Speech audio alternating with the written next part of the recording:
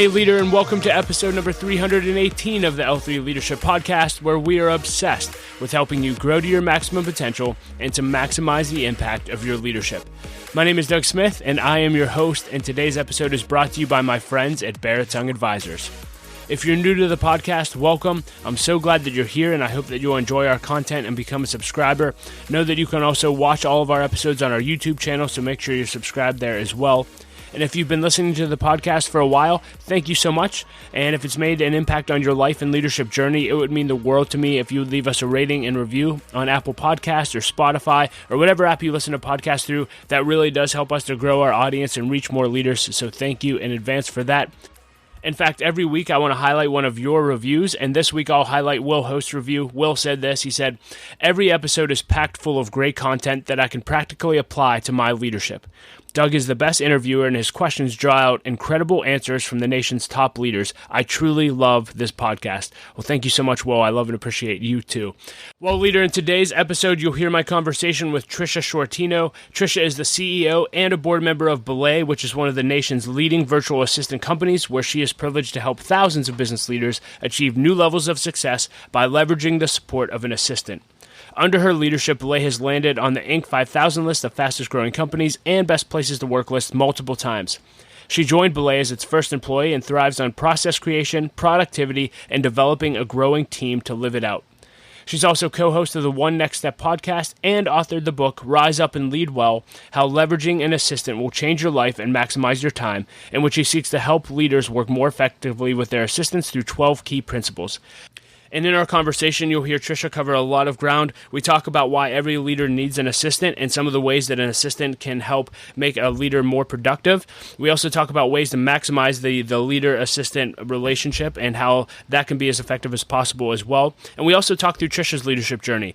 It was mentioned in her bio that she was Belay's first employee, but now she runs the company, and there's a whole story there that is amazing, and you're going to love gaining insights from that as well. And then we also had some fun. She was actually her first client was actually Michael Hyatt. And so she was Michael Hyatt's assistant for 2 years, and we talk about the lessons that she learned from Michael, which was great. So you're going to love this conversation, but before we get into that, just a few announcements. This episode of the L3 Leadership Podcast is sponsored by Tongue Advisors. The financial advisors at Tongue Advisors help educate and empower clients to make informed financial decisions. You can find out how Tongue Advisors can help you develop a customized financial plan for your financial future by visiting their website at beartongueadvisors.com. That's BERATUNG advisors.com.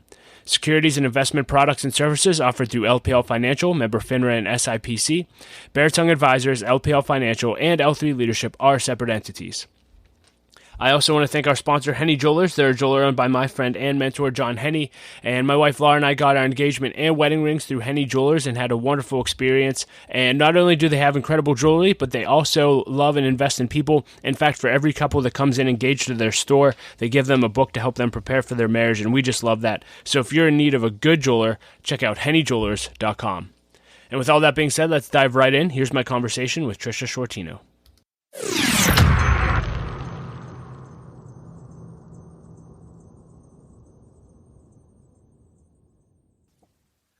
Well, hey, Tricia, this interview has been a long time coming. I know we had to reschedule a few times. I'm so excited to have a conversation with you. And you lead a company called Belay Solutions. Why don't you just tell us a little bit about Belay and what they do? Yes, absolutely. Thanks for your patience. It's been such a anticipation to be here talking with you today, Doug. So thank you. So Belay is a modernized staffing organization. What does that mean? It sounds so fancy. It means that we provide staffing specifically for virtual assistants, bookkeeping, and social media management and website support in a remote capacity, virtual capacity. And back when we started 10 years ago, that was very modernized. Today's a different story where we've all learned that actually is contemporary, not really modern anymore. But that's what we do. Yeah, and I want to go through your story a little bit because you started as a VA, and in fact, we were just talking before the break. You actually, I'm sure a lot of listeners here know Michael Hyatt.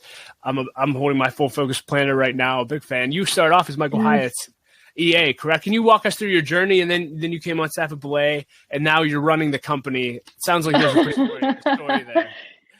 Yes, yes, yes. So I knew the original founders of the organization. We had worked prior to the formation of Belay, and they had come up with this idea that there were people out there who needed fractional part-time support and of a VA, virtual assistant, and that they could be remote, that it could be in different offices. That there are people really doing this well, and so Belay was founded. And I joined the organization as a founding employee back at that time, and that was late 2010. So we get into our journey, and the organization is starting, and it's very part time. We're in startup mode. We're just we're ramping on our first few clients. And Mike Hyatt, this was probably 4 months in. Mike Hyatt tweets, hey, just left Thomas Nelson Publishing. I'm going out on my own. I'm looking for a virtual assistant. And one of our clients saw the tweet because he followed him and said, hey, check out Belay. And so literally within hours, we were on the phone with him and he was signing up for a virtual assistant. And then we said, gosh, we've got to give him the best virtual assistant. And so it was me. So they said, hey, who better? I had been an assistant for the owners and founders for years before Belay. Who better than you? And I said, absolutely, I would love to be Mike Hyatt's virtual assistant. So, there it began. And Mike and I started our relationship while I was still working as a founding employee for Belay. So I was doing both at the same time. Wow. So supported Mike for about 2.5 years while going through this journey as Belay was growing. And then eventually had to step out of that role and find him my replacement VA, who then was another Belay virtual assistant. And actually, still to this day, we support the Mike Hyatt organization, wow. Now full focus company, with virtual assistant support, 11, 12 years later.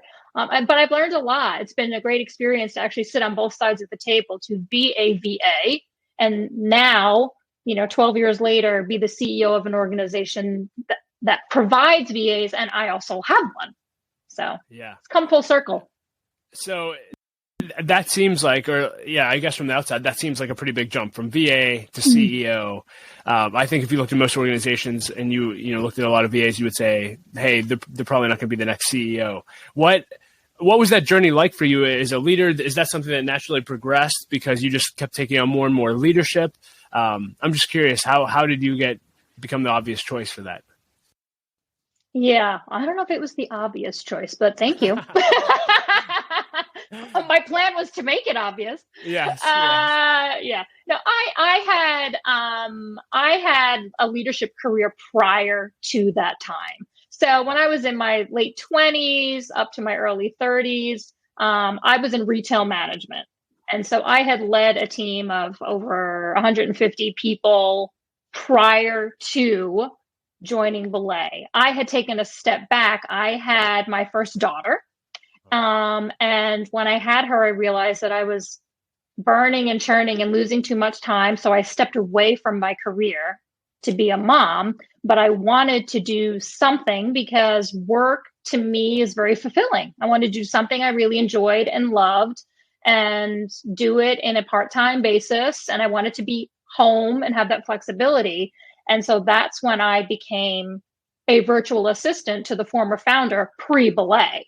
And so I worked as a virtual assistant. I had this background in management, but the idea was not to utilize it. I just wanted to focus on being a mom and do something that was fulfilling to me. So then, fast forward into Belay, my children start getting a little older. They're in school now. So I have a better portion of my day and time home where I can contribute more. And that's kind of where my leadership journey started inside Belay, is that I was ready to get back into it. And so to your point, I just kept volunteering for more. I was looking for gaps. We're still a very young company. I was looking for gaps that can be filled. I was looking for how we can improve processes. I was looking for how we can improve client experience. I was looking for how we can improve our recruiting efforts. And so I always was looking for areas that I could touch and add value. And I think by naturally being that curious, and having that non-status quo mindset, if you will, helped elevate me throughout the years. And so the owners, you know, were like, wow, okay, this is great. Do you want more responsibility? And I would say yes, over and over again. And I would seek those opportunities. There was even a time, you know, throughout my career there that I asked to lead a certain department because I felt like I could add value. And I went to the owner and I said, hey, I feel like I could lead the sales team in addition to the current teams I lead. And here's why. Here's the things I could bring to the team. And I really kind of sold the idea of being that team's leader. And the originally was like, I'll think about it because he led that team. I'll think about it. I love doing that part of the business. And I said, yeah, but you're the owner and you don't need to be leading a team. And he did come back that Monday morning and say, you're right. I shouldn't be leading the sales team. It'll be you. And so sometimes it's just putting ourselves out there and asking for opportunity when I think people don't realize they can.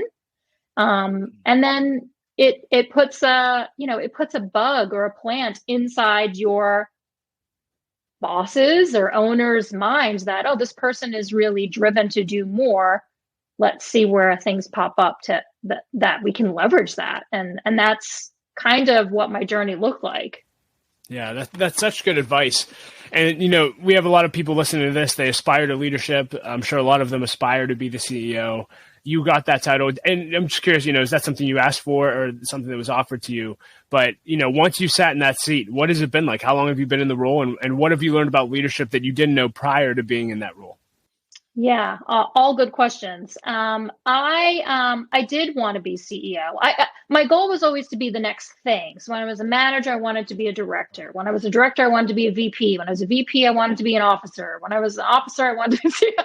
I always was just looking for the next thing, not at pace, just when I was ready. And I always made sure that my boss knew that. And I think that's a lot where a lot of people miss out is they don't actually say that. And if you ask people, hey, does your boss know you want to advance your career and you want to be a manager or you want to be, most people are like, well, I mean, I think they know, probably. It's like, no, just be like so clear. Like, hey, my goals are, I would like to do X, Y, and Z. What can I be working on so that when that role, even if the role doesn't exist, when the role is available, I'm so ready.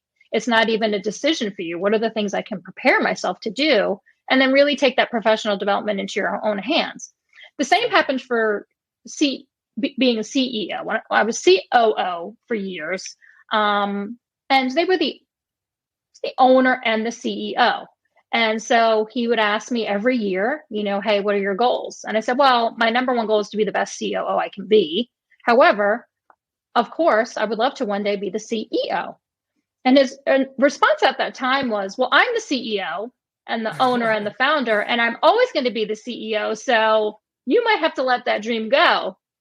Wow. Yeah. And I said, okay, well, you know, it's out there. If you ever decide to kind of, you know, step away from the business in that fashion, or maybe just be the owner and you want somebody else to run things, you know, I'm interested. And so he said, it's never going to happen. So I kind of let it go. And I focused on being a great COO. And I focused on still relieving him and taking on more and more responsibilities as COO. You know, oh, let me go to that event and I will be on the stage and let me speak to delegation. Oh, let me be the voice. I tried to get myself, position myself to take on more responsibility then, even knowing that the opportunity of being CEO may never be a thing. But, you know, life is awesome. And then they came to me, you know, a couple years later and said, okay, you were right. We want to step out of being forward facing and we want to promote you to CEO. And it was like, oh, you know, all the hard work had paid off and it was great. And I was so excited. And since then it's been, you know, the joy of my life, truly. I was promoted on January 1, 2020. So, you know, I was young, fresh faced, ready to be a CEO. And then, you know, COVID happened and the world just, so now I'm like, okay, I'm going to spend my first year as CEO trying to help this organization thrive and survive through something, gosh, we have never seen in our lifetime. this pandemic where businesses were being taken out left and right, and we didn't know if we would survive. And there are a lot of scared people. So, those first 3 months from March 2020 to, June 2020 were hard. They really challenged, I think, all of us as leaders, how we show up for our teams. But it was great. Luckily, because we offer remote support and we are a virtual organization, we happen to be one of the organizations that benefited and thrived through the pandemic and still are today. So I would say, it's been an amazing ride the last 2 years and a quarter at this point being CEO. Wow. Well, I'm thrilled to hear that story, and I think watching you lead from a distance, you seem like the perfect fit for that role. So congrats to you. And I would love to talk now more about what your organization does, specifically around virtual assistants, and, talk to leaders just about this whole concept of even having an assistant. I think, it's interesting that Michael Hyatt, the first thing he does when he leaves is look for an assistant. And then there's leaders who don't know what they would do with an assistant. Talk to leaders about why they need one and why that's important. Yeah, I mean, Mike's mindset is the mindset that we have. It is the mindset of all of us here at Belay, is that the first thing you need, even when you're starting or at startup, and this is what Mike, really, was an example of, is I need to get somebody on my side in my corner to handle the administration, because I'm trying to grow this business, and I can't be bogged down by getting stuck in email and trying to schedule things on a calendar or booking all my travel. I need somebody to do that now so I can focus on selling and growing my company. So it was very precursor for him. He needed the assistant to create and grow the company. And that's really what the owners of Belay did when they brought me on. They knew, like, we need you now at startup so that we can go out and sell, and we can go out and strategize, and we can go network and make partners, and we can focus on how we're going to grow and create this business. We don't want to spend time on the administrative part. And so that's really, what we're practicing and what we're preaching. So, but I also know, to your point, there are so many people who feel the opposite. They feel like it'll be the last thing they do, and they're going to burden all of those things. And it's their job as the leader or the entrepreneur or the owner to do everything, spin all the plates. And I think, that mentality is starting to become old school. And so I challenge those thinkers to say, how much further or faster could you go if you relieved yourself of, even if it's just 10 hours a week of administrative work you're doing, 2 hours a day. Imagine what you could do with 2 extra hours a day because you were not replying to emails or scheduling or booking things or prepping for meetings. 2 hours of focusing on, what you should be focusing on as a leader or the owner of a company is, how do I grow? How do I focus on operational excellence? How do I hire and create great culture for my teams? Like, the things leaders should be focused on. And so I think the more that can be talked about, the more that what we do makes perfect sense, because we view ourselves as the people giving you your time back at work, so you can focus on your business, and we'll handle the back end of things. Yeah, and talk to us about some of the things that you're able to take off of leaders' plates. You mentioned, booking things, email. I think people will be surprised. And I am curious, how often do you also manage leaders' personal lives as VAs? Is it all just business, or do you also start to get involved with their family calendar, et cetera? What are some things you take off? Yeah, both. I mean, a lot of it depends on someone's comfortability. I mean, for me, my virtual assistant does both. She helps me with my personal life and my work life. It's all one calendar. In my opinion, you're not two different people. I'm not work Tricia and personal Tricia. I'm just me. And so I have one calendar that overlays my personal and my work life together. And so I need her to see in all of it, so she knows how to coordinate my time and how to set my priorities. She knows when she can book things and when she can't. So calendaring is a big one for me. For me, it's like the number one thing your assistant should be doing for you.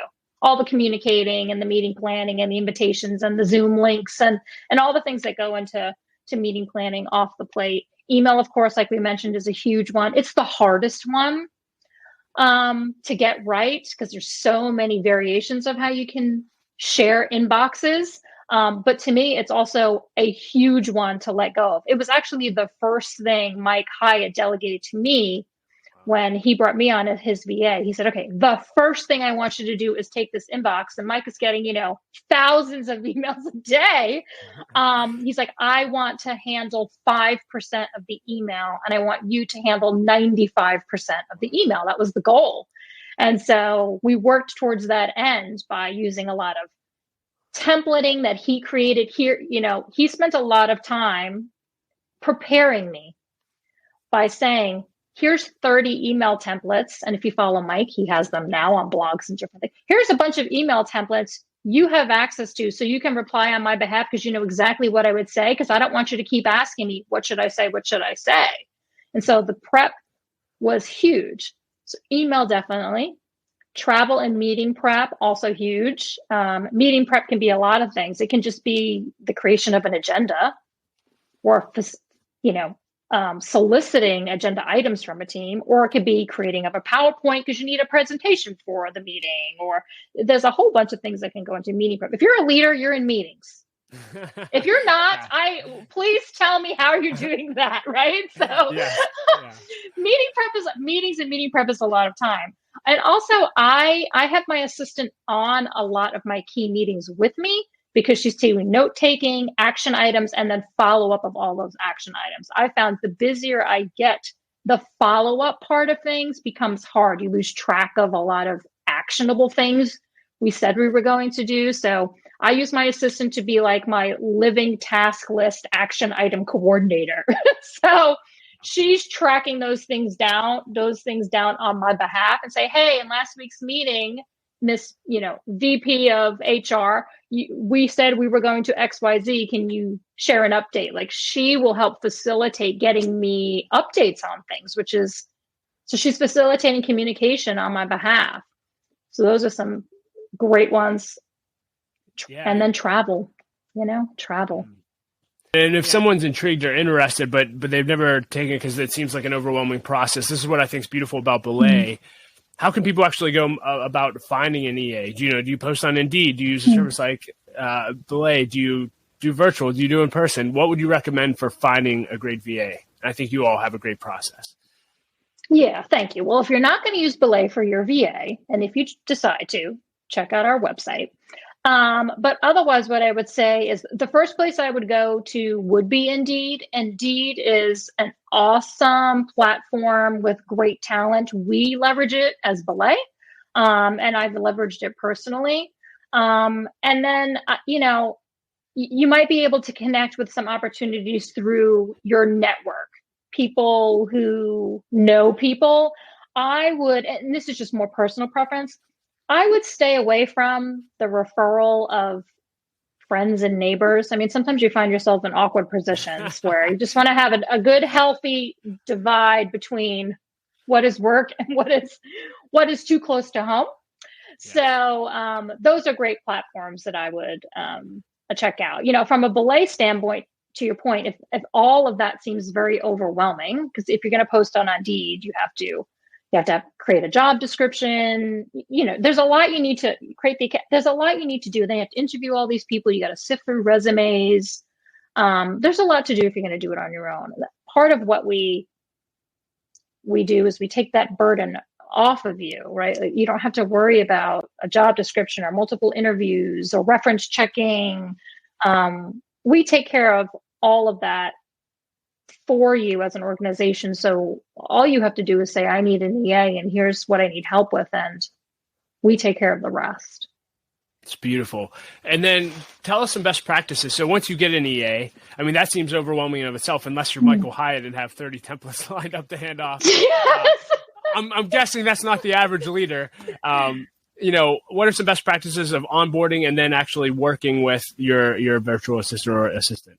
Yes, you would agree. I would agree with what you're saying, is that most leaders are not prepared with the right documentation. I mean, that would be an ideal scenario. You want to be the best leader out there and totally equip your virtual assistant to hit the ground running.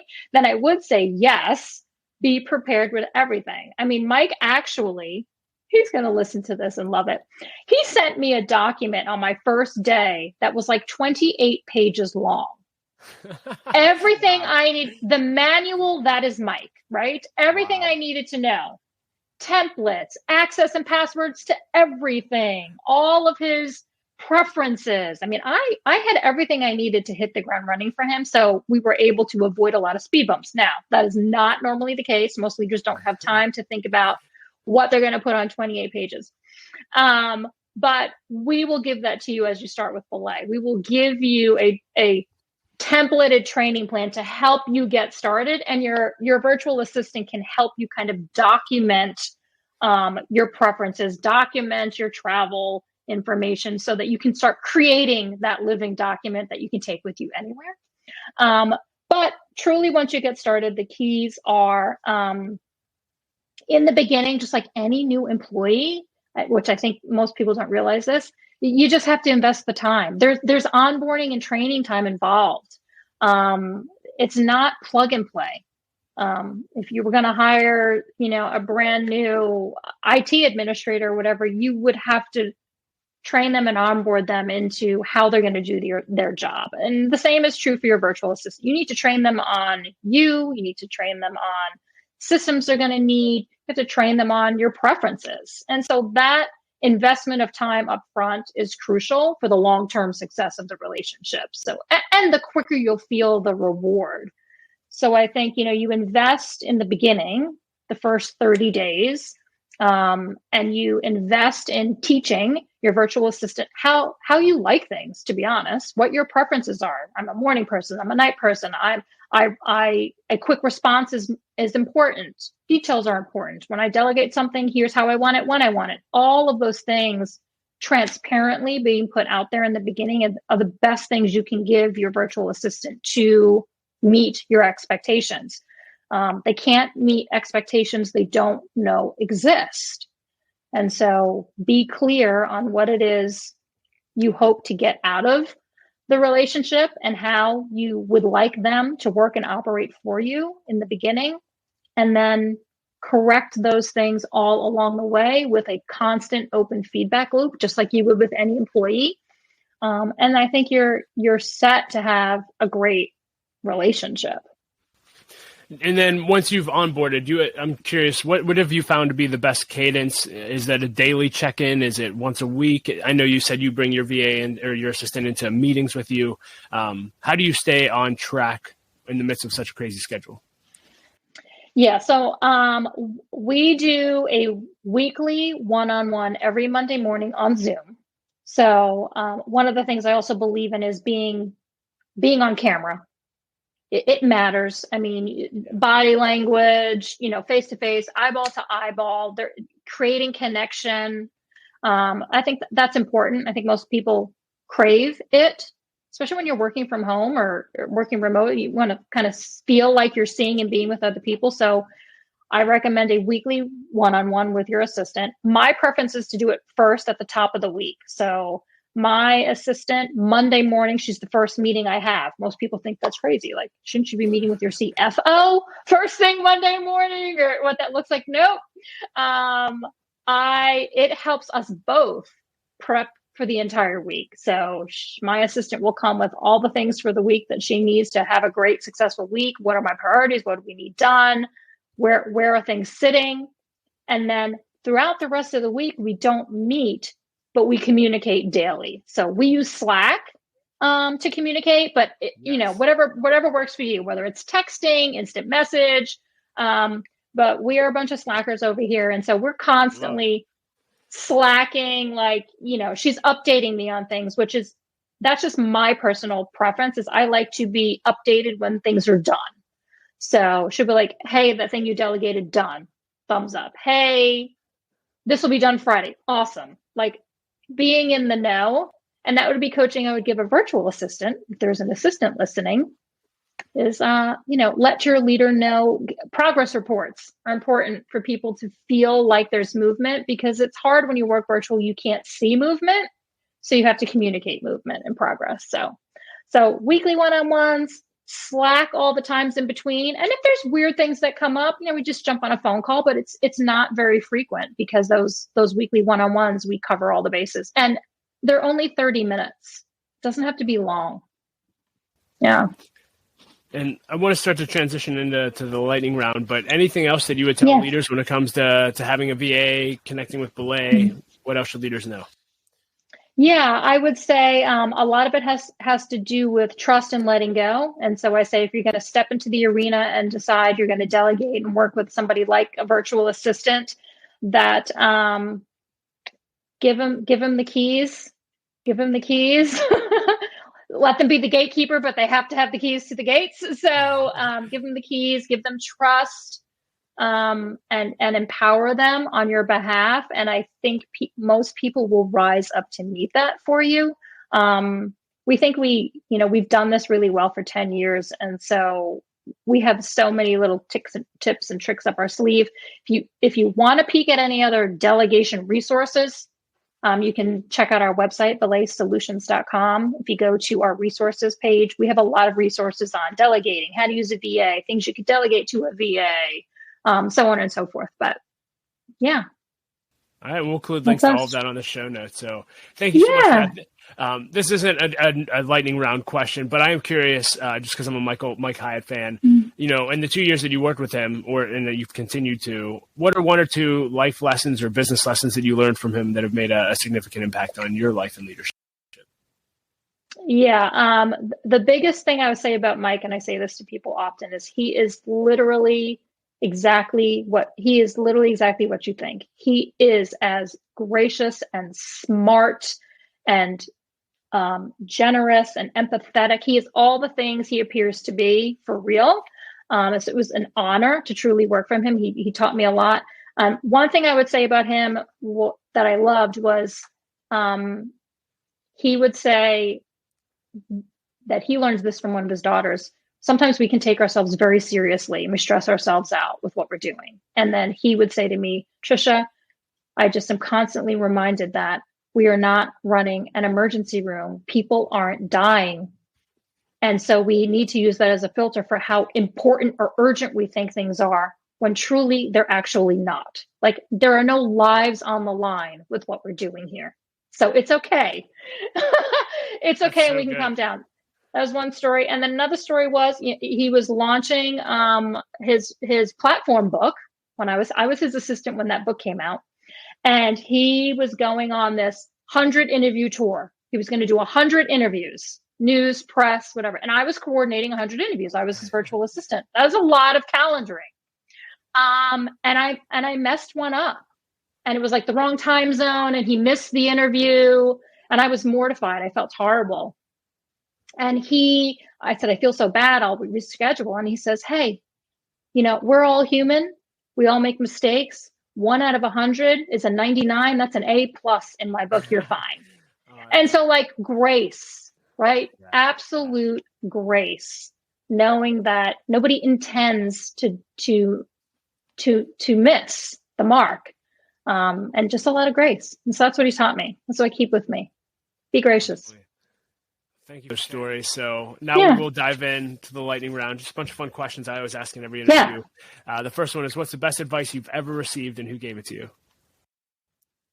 I mean, aside from Mike saying we don't run an emergency room, yes, I would say a former boss of mine, Larry Fessler, would say to me, it is what it is.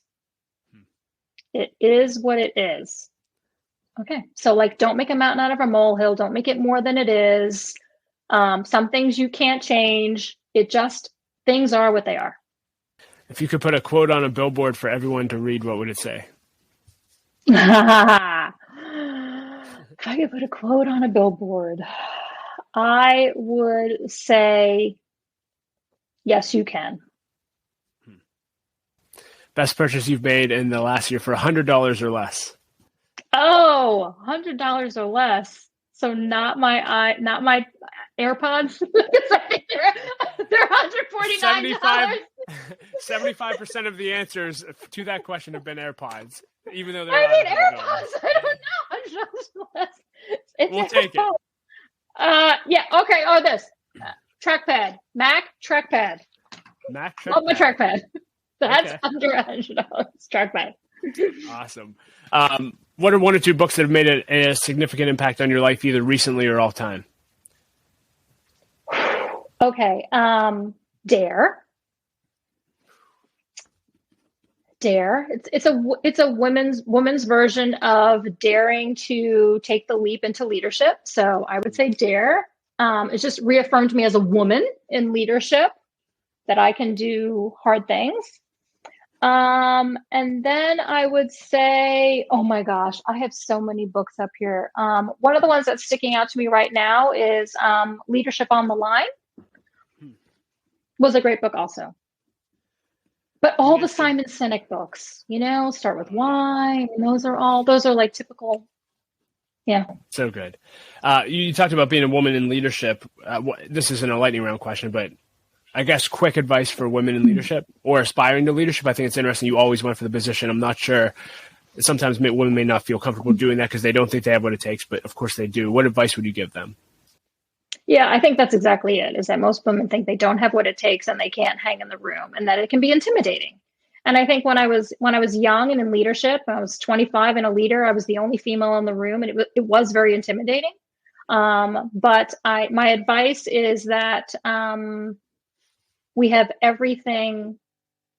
We have all the tools inside of us that any gender person would have. It's just a matter of letting them out and just being confident in knowing ourselves. I think that women just can live in places of insecurity, and you just have to believe in yourself. And I think that, believing in yourself and knowing you can, truly know you can, your self-talk, know you can. The more I tell myself I can, the more I know I can. And so just, you can. That's why my billboard is going to say, yes, you can. I love it. You've gotten to spend time and get to spend time with a lot of high quality, high impact leaders. I'm curious, when you get a one-on-one with a great leader, is there a specific question that you always ask no matter what in the meeting? I don't know that there's a specific question, but I always want to know what is their, biggest tension point. What is the thing that keeps them awake at night? 99% of the time, okay, maybe that's exaggerated. Most of the time, it has everything to do with people. It's the human resources part of the business. It's HR or sales. I think keep most leaders up at night, or entrepreneurs. How are we going to grow more? How are we going to sell more? And how do I lead these people? What's your biggest leadership pet peeve?